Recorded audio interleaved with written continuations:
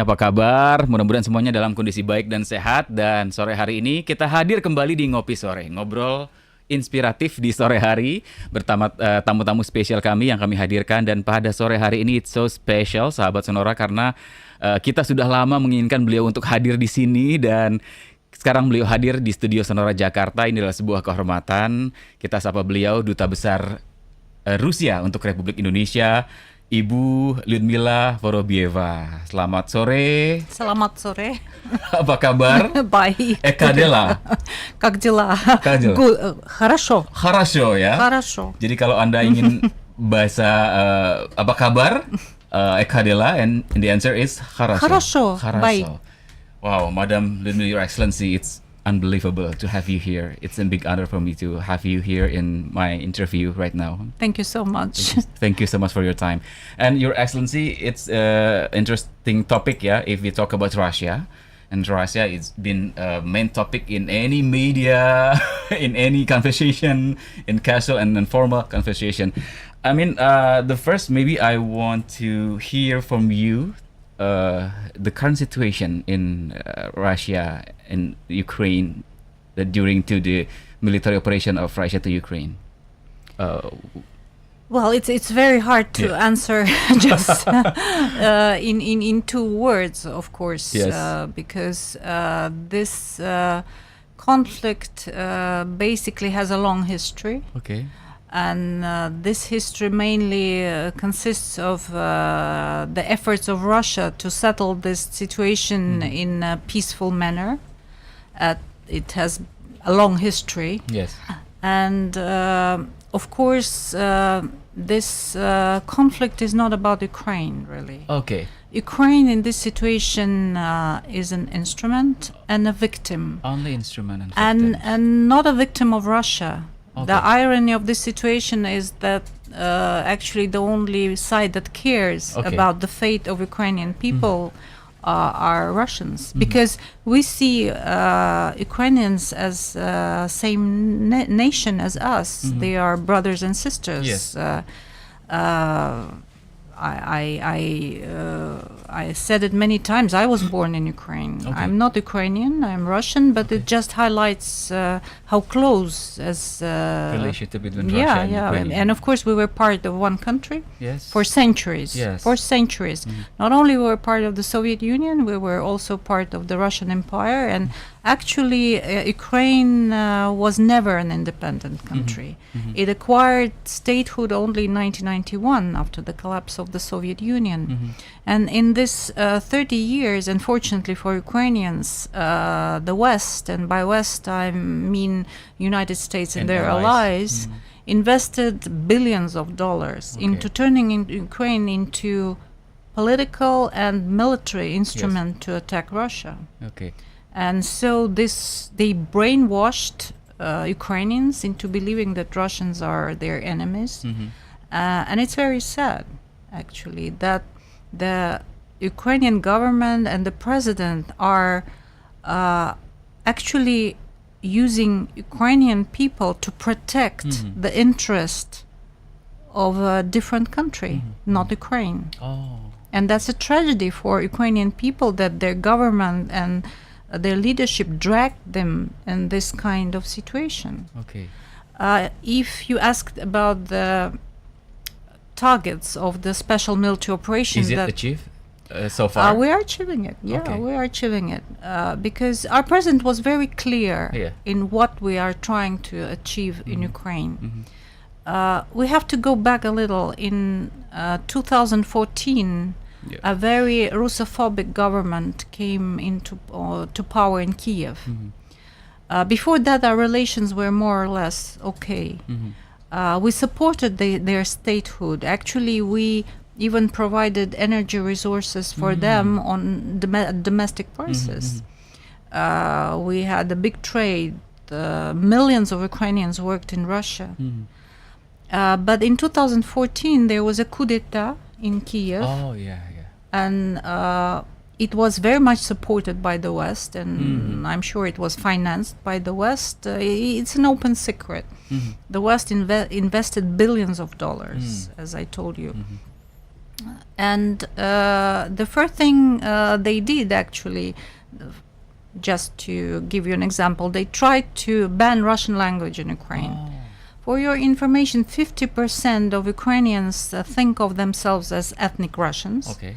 and 100% can speak Russian. They banned to. And they were trying to ban Russian language, as our Minister of Foreign Affairs, Sergei Lavrov, said, it's like banning culture, English in Ireland, or French in Belgium, or Javanese in Java, or okay. Balinese in Bali. It's, Of course, the people in the eastern part of Ukraine, Lugansk, Donetsk, and Crimea, okay. they protested. Oh. They protested because they were at that time Ukrainian nationals, citizens, but they are ethnic Russians. Okay. So they started to protest. Crimea solved the situation very quickly. They staged a referendum, Yes. and they went then back to Russia. Actually, a very democratic procedure. There was a referendum.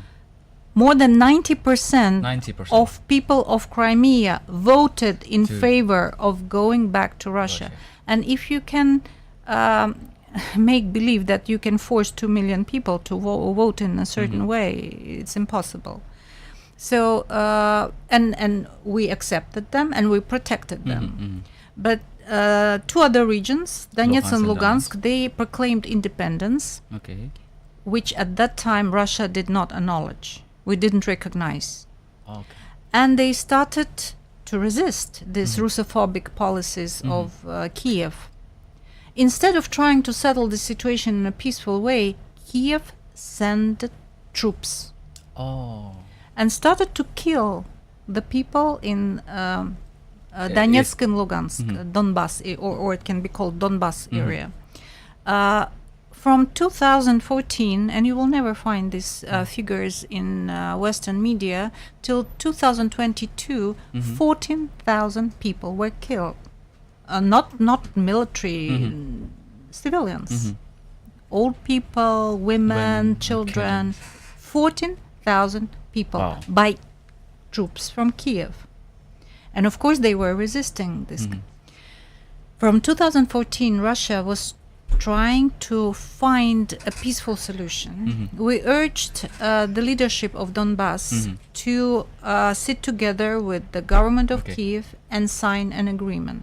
It was done, and the so-called Minsk agreements, because they were signed in Minsk, which is capital of Belarus. And how Kiev coped the agreement? I will tell you. Okay. And it was supported by the European Union, by United States. NATO? Everyone supported these Minsk agreements, including Russia. Okay.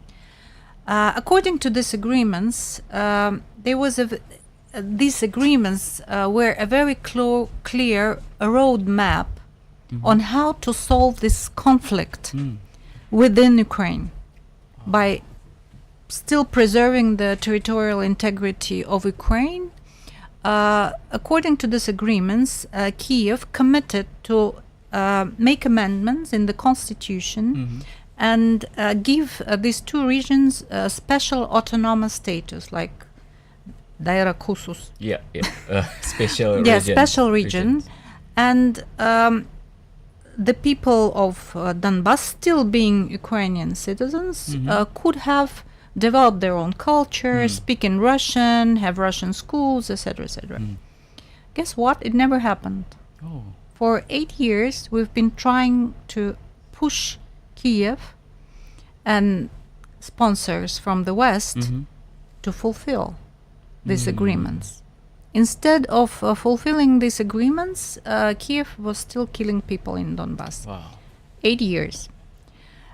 And we were still hoping. Now, last year, some of the former Western leaders, like Angela Merkel, the former chancellor of Germany, and François Hollande, the former president of France, who endorsed these agreements, they openly admitted that the only reason why the West endorsed this agreement was to gain time and to arm Ukraine. Angela Merkel said it openly, and we believed them. They lied. So for 8 years we've been trying to do it peacefully, but how long could we watch how Russian people are being killed? Okay. So there was information that is proved that in March last year, Kiev has amassed a big amount of troops on the borders of Donbass and Russia, and they were planning a massive attack on Crimea, which is Russian territory, and these two regions, Lugansk and Donetsk. So at that time, we recognized their independence, and we signed a treaty with them on mutual assistance, including military. And they asked for this assistance. They asked for this assistance. So our president has taken this very hard decision to start the special military operation, and the target of this military operation was to protect people of Donbass, Lugansk and Donetsk, to demilitarize Ukraine, denazify Ukraine, and at the end protect our own country. Okay, so it's a long story. Absolutely, long story. The background of the military operation, but you know there will be a winner. There will be a winner in a war zone. So maybe you can tell us about what happened next in the maybe some of years next in this military operation, or.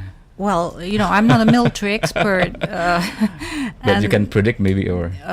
we will win. Yes. So confidence. No doubt. Okay. No doubt. You know, as our also president put it, you know, actually, we never started wars. Okay. We're trying to end them.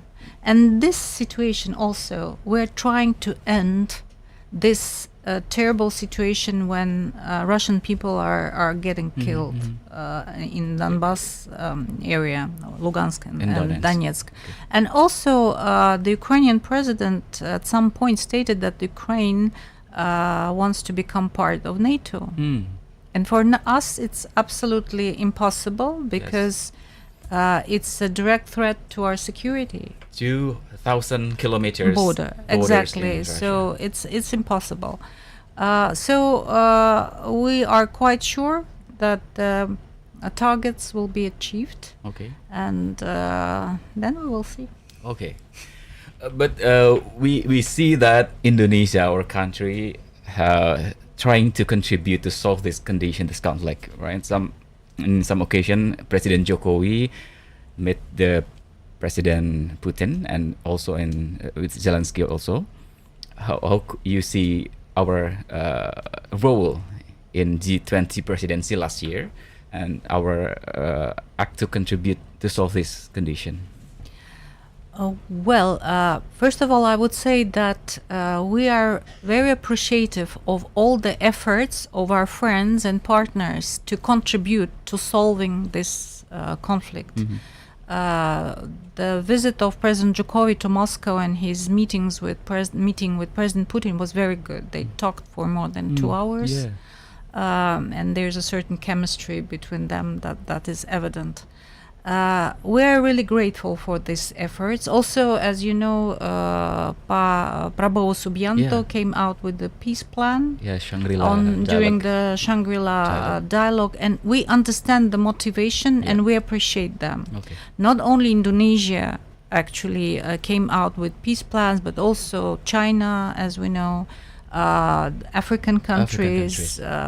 So the problem is not the lack of peace plans or parties who are willing to mediate. It's not that. It's the position of Ukraine. And not only I would say Ukraine and the West, because Ukrainian leadership is not independent. They are just puppets in the... Puppets. Of course. They do whatever they are told to do. We don't see any intention from Ukrainian side to engage in any kind of peace dialogue with Russia, because the so-called Zelensky peaceful plan is absolutely unrealistic. We cannot start any dialogue on the basis of this. He actually wants us to go to 1991, and it's impossible. It's not realistic. So it's just a PR, movement. It's not for real. And moreover, he signed a decree forbidding any kind of dialogue with Russia for anyone in Ukraine. So it's not about the lack of parties who would like to mediate. It's this position of Ukraine. Their reaction on Paprabovo's plan. They said no immediately, without any consideration, not for a second, just immediately no. No. Okay. And that shows what is going on. May I also remind you that it was Ukraine who walked out from the peace negotiations that we had with them in Turkey. Oh, yeah. We had several rounds of negotiation in March and April last year, and we were on the brink of signing an agreement with them, a peace agreement. You know what happened? According to this agreement, it was recently revealed by our president. According to this peace agreements, and our troops were near Kiev already at that time, we had to withdraw our troops from Kiev.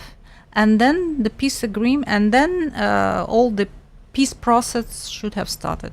Okay, we withdraw the troops, and Zelensky tells the delegation to walk out from the talks.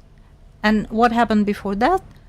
The former Prime Minister of Great Britain, Boris Johnson, comes to Kiev. Immediately, Zelensky gives the instructions to his delegation to stop the talks. So, that's it. So again, we see no intention whatsoever for the Ukrainian side to end the conflict, which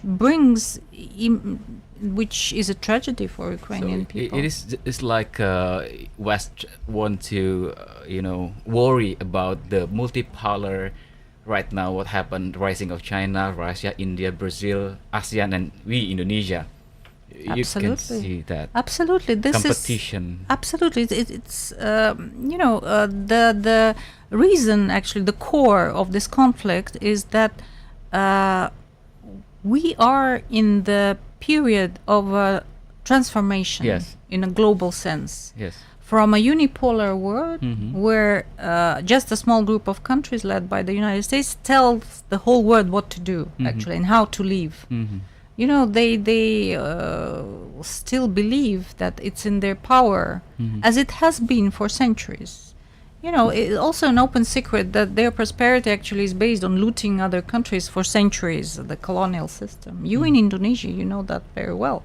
And in most part of the world, people know that they were looting, they were killing, and now they don't want to give up this domination that ensures their prosperity. Yeah. Of course they wouldn't. Of course they wouldn't.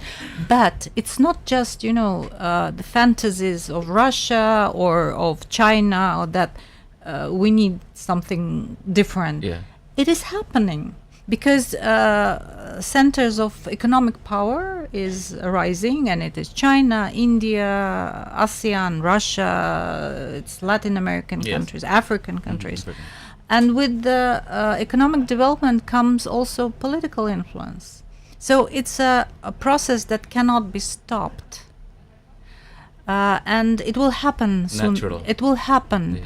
But unfortunately, this small group of countries that calls themselves the civilized world, and actually it's only international regime. United States, European Union, Canada, Australia, New Zealand. That's it.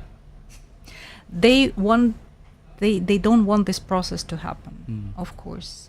But it will, and they're fighting. But they don't want to fight directly with Russia and nuclear power, because it will bring disaster. And I hope they have enough common sense to to understand that, because it will be a nuclear war, and that will be the end of history of humankind. So they don't want to confront us directly. They're using Ukraine. They're using Ukraine, as you said before. Yeah, Oh, absolutely. it's That's the core of this conflict. It's this neo-colonial mindset. so the conflict, it's depend on how the U.S. and allies It depends on many things. On many things, yeah. Okay, it's very interesting topic, but so serious. Sahabat Sonora, nanti kita akan tanya-tanya juga Your Excellency about your experience stay in Indonesia since 2018, 18, right? yeah. So it's a 5 years experience. How do you feel so far?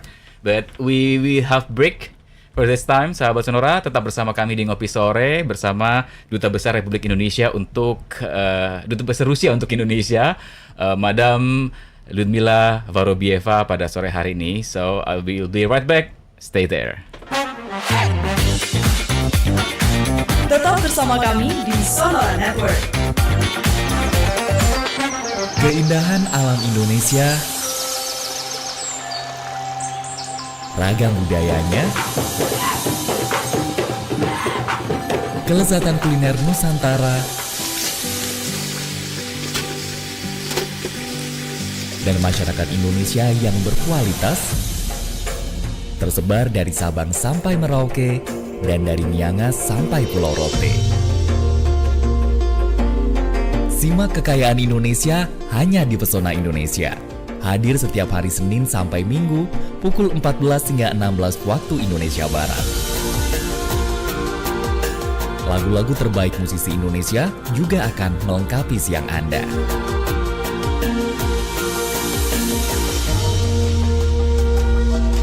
Pesona Indonesia hanya di Radio Sonora Network.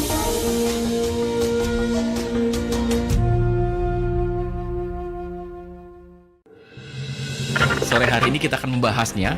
Tentu saja saya tidak sendirian. Sudah tersambung via Zoom. Ngopi Sore, ngobrol pintar di Sonora FM 92 Jakarta. Program talk show yang membahas beragam persoalan sosial, politik, dan ekonomi. Membahas peristiwa hingga fenomena bersama narasumber terpercaya. Simak dan saksikan program Ngopi Sore setiap hari Kamis jam 4 sore hanya di Radio Sonora dan YouTube Sonora FM. Sering merasa lelah padahal masih merasa muda? Atau sering bertanya-tanya, kenapa ada orang yang usianya udah lanjut tapi masih tetap terlihat sehat? Dengarkan tips menjaga kesehatan dengan mudah dan kenali berbagai macam penyakit hanya di Health Corner bersama Dr. Santi dari Medical Center Kompas Gramedia. Jangan lewatkan setiap hari Senin pukul 20 waktu Indonesia Barat hanya di Sonora Network. Sehat itu mudah, sehat itu murah. Kendaraan sangat diandalkan untuk mobilitas sehari-hari. Tapi jika tidak dirawat dan diperhatikan dengan baik, kendaraan bisa rusak, bermasalah, dan menghambat aktivitas Anda. Ingin tahu tips-tips mengenai masalah basic pada kendaraan dan cara penanganannya? Atau ingin tahu informasi update seputar dunia otomotif? Jangan lewatkan Klinik Otomotif Sonora bersama Bebin Juwana.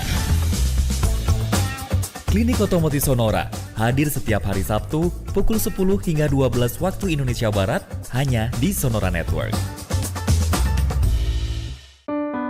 Anakku malas gitu, nggak mau gerak gitu, malas. Makanan tetap harus Bapak Ibu perhatikan, tidurnya tetap harus Bapak Ibu perhatikan. Kemudian bagaimana Bapak Ibu latih supaya dia bisa mengatasi yang namanya stres.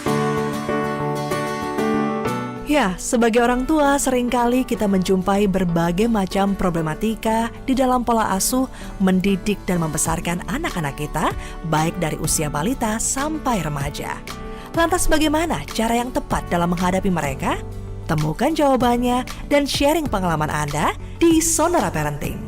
Mulai Desember, Anda bisa simak Sonora Parenting setiap hari Kamis pukul 8 malam waktu Indonesia Barat hanya di Sonora Network.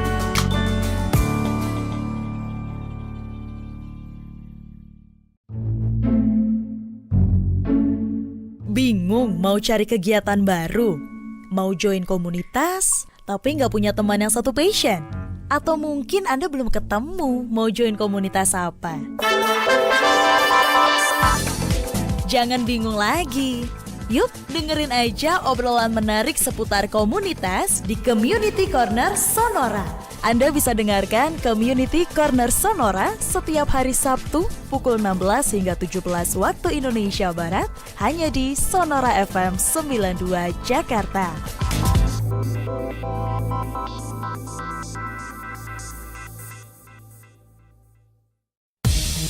Ingin memulai usaha? Ingin mengetahui seluk-beluk dunia bisnis? Berapa sih modal yang diperlukan untuk memulai usaha? Apa saja kira-kira tantangan yang dihadapi oleh para pebisnis? Dengarkan UMKM and Business Insight, talk show interaktif Sonora selama 1 jam yang akan membuka pandangan Anda tentang dunia usaha dan bisnis. Bagaimana kisah sukses merintis usaha dari nol sampai cara mendapatkan keuntungan dan strategi bersaing dengan pengusaha lainnya? Simak kisah sukses dan tips-tips menarik dari para pelaku UMKM dan bisnis di Indonesia. Hanya di UMKM and Business Insight setiap hari Rabu pukul 9 hingga 10 waktu Indonesia Barat di Sonora FM 92 Jakarta, News, Traffic, and Music. Keindahan alam Indonesia, ragam budayanya, kelezatan kuliner Nusantara, dan masyarakat Indonesia yang berkualitas, tersebar dari Sabang sampai Merauke dan dari Miangas sampai Pulau Rote. Simak kekayaan Indonesia hanya di Pesona Indonesia. Hadir setiap hari Senin sampai Minggu pukul 14 hingga 16 waktu Indonesia Barat. Lagu-lagu terbaik musisi Indonesia juga akan melengkapi siang Anda.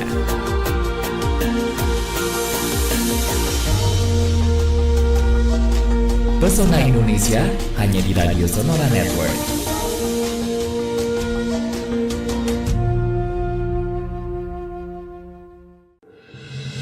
Sore hari ini kita akan membahasnya. Tentu saja saya tidak sendirian. Sudah tersambung via Zoom. Ngopi Sore, ngobrol pintar di Sonora FM 92 Jakarta. Program talk show yang membahas beragam persoalan sosial, politik, dan ekonomi. Membahas peristiwa hingga fenomena bersama narasumber terpercaya. Simak dan saksikan program Ngopi Sore setiap hari Kamis jam 4 sore hanya di Radio Sonora dan YouTube Sonora FM. Sering merasa lelah padahal masih merasa muda? Atau sering bertanya-tanya, kenapa ada orang yang usianya udah lanjut tapi masih tetap terlihat sehat? Dengarkan tips menjaga kesehatan dengan mudah dan kenali berbagai macam penyakit hanya di Health Corner bersama Dr. Santi dari Medical Center Kompas Gramedia.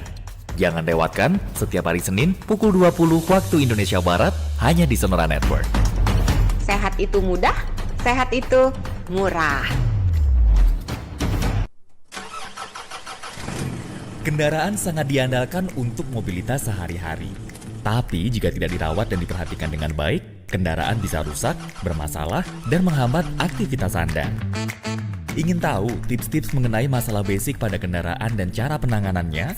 Atau ingin tahu informasi update seputar dunia otomotif? Jangan lewatkan Klinik Otomotif Sonora bersama Bebin Juwana. Klinik Otomotif Sonora hadir setiap hari Sabtu pukul 10 hingga 12 waktu Indonesia Barat hanya di Sonora Network. Anakku malas gitu, nggak mau gerak gitu, malas. Makanan tetap harus Bapak Ibu perhatikan, tidurnya tetap harus Bapak Ibu perhatikan. Kemudian bagaimana Bapak Ibu latih supaya dia bisa mengatasi yang namanya stres. Ya, sebagai orang tua seringkali kita menjumpai berbagai macam problematika di dalam pola asuh, mendidik dan membesarkan anak-anak kita, baik dari usia balita sampai remaja. Lantas bagaimana cara yang tepat dalam menghadapi mereka? Temukan jawabannya dan sharing pengalaman Anda di Sonora Parenting. Mulai Desember, Anda bisa simak Sonora Parenting setiap hari Kamis pukul 8 malam waktu Indonesia Barat hanya di Sonora Network.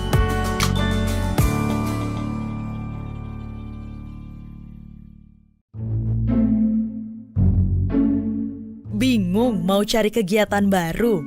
Mau join komunitas, tapi nggak punya teman yang satu passion?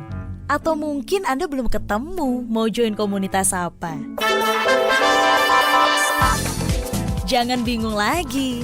Yuk dengerin aja obrolan menarik seputar komunitas di Community Corner Sonora. Anda Masih bisa bersama dengarkan kami di Sonora Network.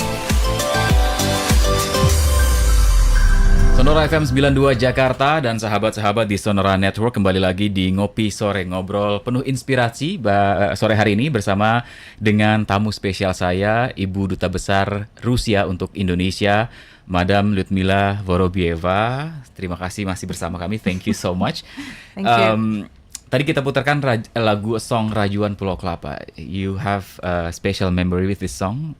Oh yes. This song was very popular in my country in the 60s when President Sukarno visited Soviet Union, Russia, and before his first visit, he visited 4 times actually. Okay.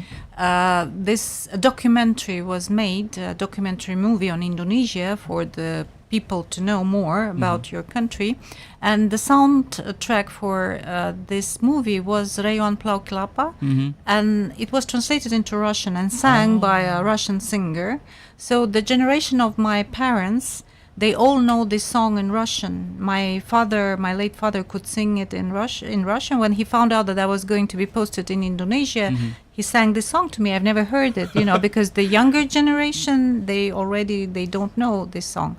But it's very significant that the title of the song in Russian language is Indonesia, My Love. Actually, that reflects the very warm feeling that Russians have towards Indonesia.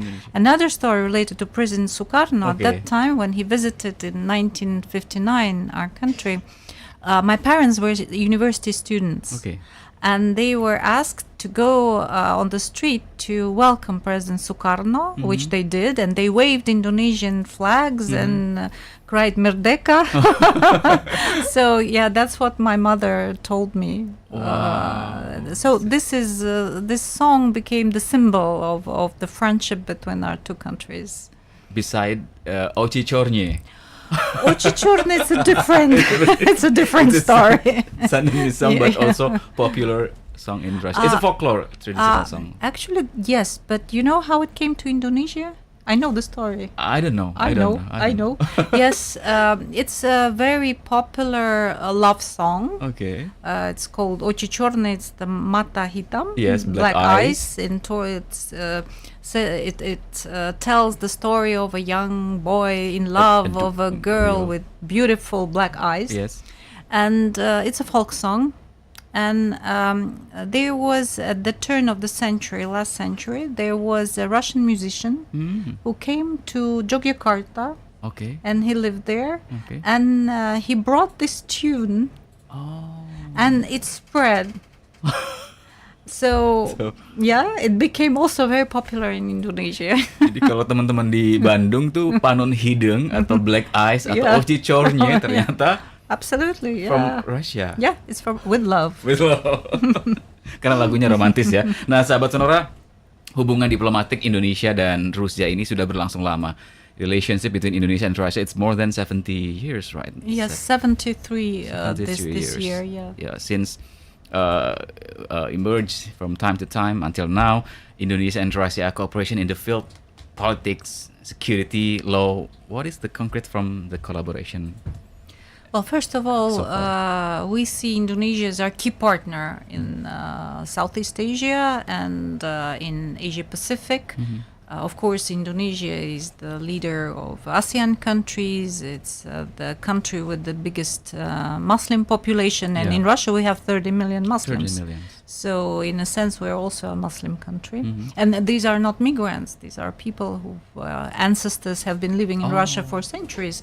We have 8 regions in Russia that are predominantly Muslim. You've heard about Chechnya. You've heard about Tatarstan, I'm sure, Kazan. So, we have many Muslims in Russia. And we have also, like Indonesia, we have this tradition of peaceful and harmonious coexistence between people of different ethnicities, religion. We have Christians, we have Muslims, we have Buddhists on the border with China and Mongolia. Diversity. We like Indonesia, we're very diverse. And we enjoy a good cooperation based on this friendship, and also I would say on the similarity or the closeness of our views on the global agenda. And we cooperate very well in different international fora, including the United Nations. We have very active dialogues between our two leaders. We've already mentioned that. Our Minister of Foreign Affairs, Sergei Lavrov, has visited Indonesia 4 times already in the last 2 years. 2 years, 4 times. And I hope he will be also coming in September for the ASEAN summit that will be held in Jakarta in the beginning of next month.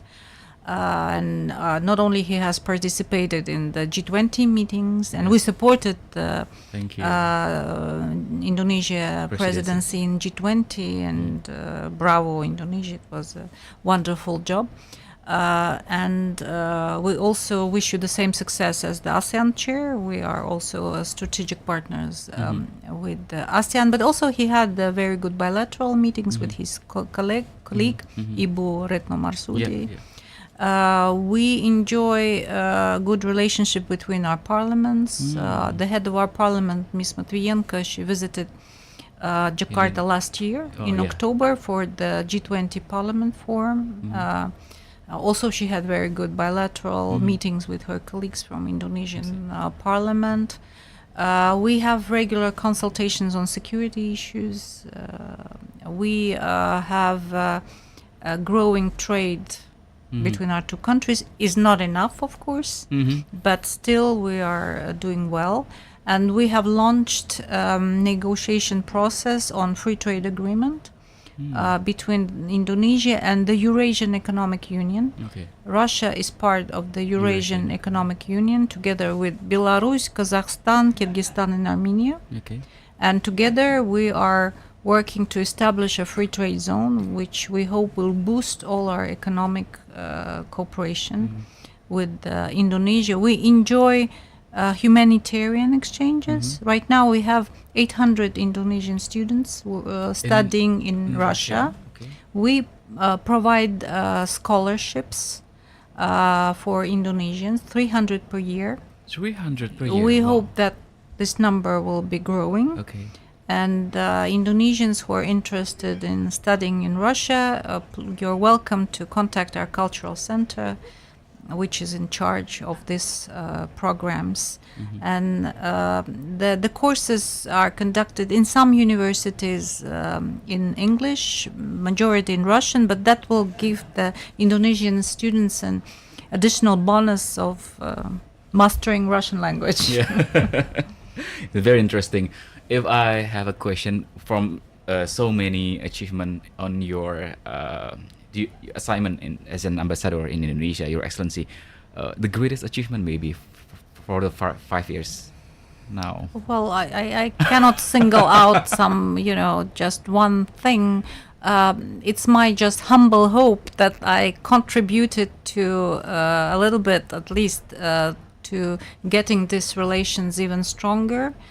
During these difficult times, of course, these 5 years, they were not easy for anyone. It was the COVID, and now this geopolitical turmoil. And again, we're very appreciative of the balanced position of the Indonesian government, and also on the support that we see from Indonesian people. I enjoyed my stay in Indonesia very much. Diplomats are not known for being very sincere, but I'm telling that very sincerely and frankly. Indonesia was love at first sight. I liked your country so much. From the very beginning, from Jakarta to all the places I've been, and What makes you love at the first sight? People, food, or everything. But the traffic jam, no, right? Traffic jam are as the same in Moscow. Nothing different. Too much different. Of course, people are very nice, very friendly, very generous. Also, the country is so beautiful. The traditions are so unique. Wherever you go, you feel that Indonesians are, they want to give you everything and to make you also love your country. And my husband also, he spent like myself many years in Southeast Asia, but he came to Indonesia. He said, "Wow, this we feel like home." Yeah. Oh.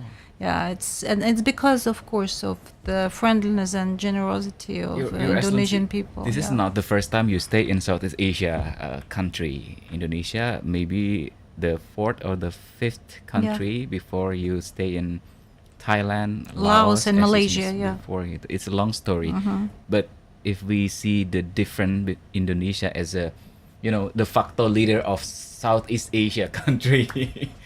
With the biggest population and of course, the diversity, the tremendous potential. I'm not saying that the other countries, I dearly love Thailand, Laos, and Malaysia is a beautiful country. But of course, in the maybe something unique for Indonesia, that Indonesian people feel that they're part of a great country, and that makes them very open, very friendly. They don't have to prove anything to anyone, like Russians actually. We also feel that we're part of a great country, so that makes us similar, I would say, in a sense. So, Your Excellency, for the 5 years, have you traveled to many places in Indonesia? Oh yes, of course. Maybe you have special memories about foods, traditional culinary in Indonesia, or yes, I try to travel as much as I can, and I've been to all the major islands. I mean, not all 17,000. How much I would love to do so, but I've been to Kalimantan, I've been to Sulawesi, to Sumatra. Do you know that in Sumatra there is a place called Tanjung Rusia? In Lampung, I visited this. It's in Kabupaten Pringsewo, and there is a place called Tanjung Rusia. I don't know why. The people there couldn't tell why, but I imagine that it probably can be a memory of a ship that went through Sunda Strait in the 19th century. It's a fact. There was a Russian ship going through it in the beginning of the 19th century. So maybe it's a distant memory of, maybe they made a stop there. So Tanjung Rusia. So I went to Sumatra, Bali, of course, and all the places are amazing. Like I went to Flores. So beautiful. Mandalika? Not yet. Labuan Bajo? Labuan Bajo, of course. I went to Lake Toba. I'd love to go to more places, of course, but sometimes I have to be in Jakarta. So and everywhere it's so beautiful. It's just amazing.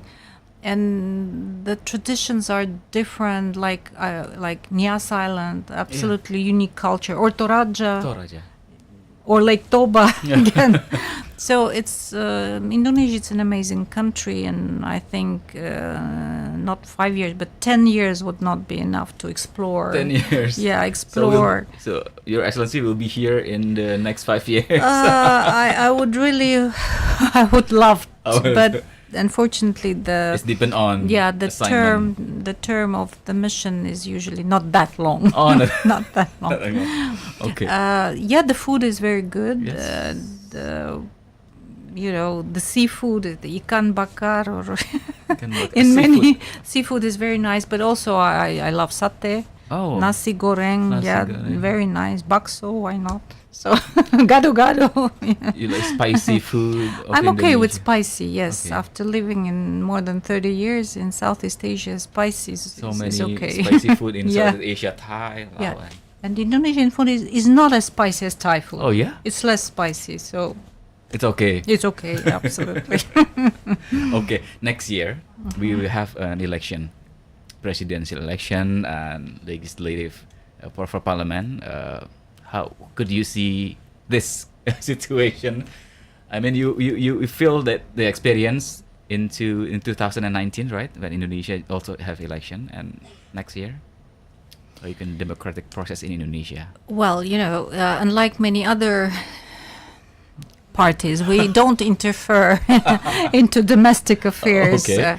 And the only thing that I would say, we had observers at your last elections from Russia, and we didn't see any violation of electoral process. It was stated by our observers from our parliament. And whoever will become the leader at the will of Indonesian people, it's up to you, whoever you want to see as your leaders. We hope that our relations will be improving. Because from our side, we are really interested into having stronger relation with Indonesia, and we want our good political relations to be also translated into more economic cooperation, especially in the current situation.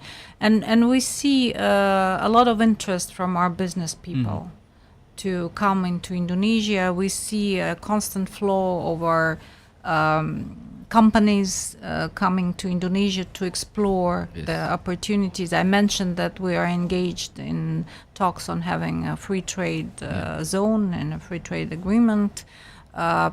Indonesian business people are going to Russia. The recent example is there was in Moscow a creative business festival, including some fashion shows and fashion festivals, and there was a very good delegation from Indonesia headed by Ibu Poppy Darsono. Oh, I see.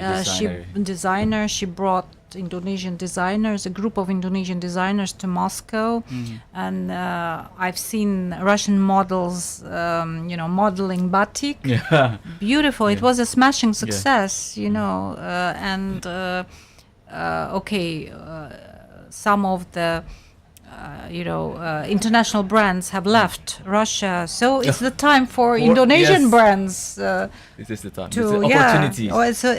Every crisis is a opportunity, brings opportunity. So we hope that this will bring us more opportunities to cooperate. Before COVID, your embassy in Moscow, and I would like to commend your ambassadors there, organized cultural festivals of Indonesia in Moscow 4 times.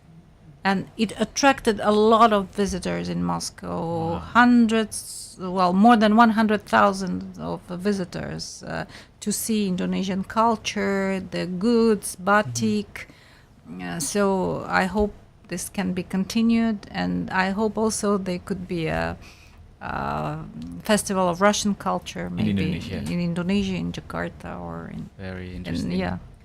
Wow, it's very interesting. Russia and Indonesia, 73 years and still going on. Absolutely, and both of our countries have tremendous potential. It was actually stated recently by our president during a press conference after the Russia-Africa summit. He was asked about how he sees our relationship, not only with Africa, but other countries.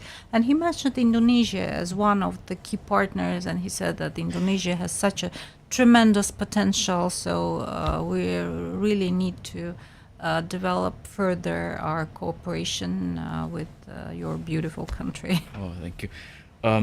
Maybe this is the last question, Your Excellency, how you have an optimism to see the world equal in the next future. I mean, with the rising of some countries, as we mentioned before, China, Russia, India, Brazil, or Indonesia and ASEAN.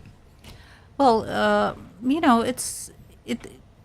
as someone of the great people said, that you can fool a small group of people for a long time. You can fool everyone for a short time, but you cannot fool everyone forever. Not forever. Not forever. So sooner or later, this unjust and unfair world system will end. And we are sure about that. And we actually see it ending. It can be painful. It's a painful transition, but it is happening. And not just because of the will of Russia or China or someone else. Yes. It is happening. Otherwise, the world will not survive. and also this neo-colonial mindset and model of relations. It's ending. It's because people are not blind. You know, when our Western partners are saying that Russia is aggressive or China is aggressive, may I remind you that there is only one country in the world that attacked militarily more than 27 foreign countries after World War II. Is it Russia? Is it China? Guess. United States of America. Everyone knows. Of course, we understand that some, especially small countries, they don't dare to say it openly. But of course, they have ears, eyes, and history. They know it. That's why our Western friends, they're trying to twist history. Twist history. For instance, about. Sorry, it's another topic, but it's very also. You know that, of course, we all know about the nuclear bombing of Japan. Yeah. In August 1945, yes, Hiroshima and Nagasaki. And you know that many young people in Japan, they don't know who bombed them. They think it was the Soviet Union. Oh yeah. Wow. But it were the United States, and there were no military actually reason of bombing these countries. They are saying that they wanted the World War to end, but it has already ended. It was the only reason for doing was to show the military might of the United States, and also they are the only country in the world that actually used nuclear weapons against civil population. So, this kind of things, they cannot be forgotten. And you are talking about optimism. Yes, we are optimistic that this model is coming to an end, and it will be replaced by a more just and a more fair system of international relations. That we hope, maybe we can achieve that one day. Thank you so much. It's an interesting topic, conversation, Your Excellency, and I hope you will come to see us again maybe one day. Thank you so much. If you invite me, I will be happy to do so. Thank you so much. And good luck for all of your agenda. Thank you. Dan sahabat Sonora, perbincangannya menarik, tapi memang waktu kita terbatas ya sahabat Sonora. Tapi harapan dan optimisme dari Ibu Duta Besar Rusia tadi menarik, bahwa harus ada dunia yang equal, yang sama, supaya ada keadilan, ada fairness, ada justice yang bisa kita rasakan untuk semua umat di seluruh dunia. Demikian Ngopi Sore untuk edisi hari ini. Thank you again, Your Excellency. Dan kita bertemu lagi dalam Ngopi Sore episode yang lain. Sahabat Sonora, tetap bersama kami di FM 92 Sonora Jakarta dan Sonora Network.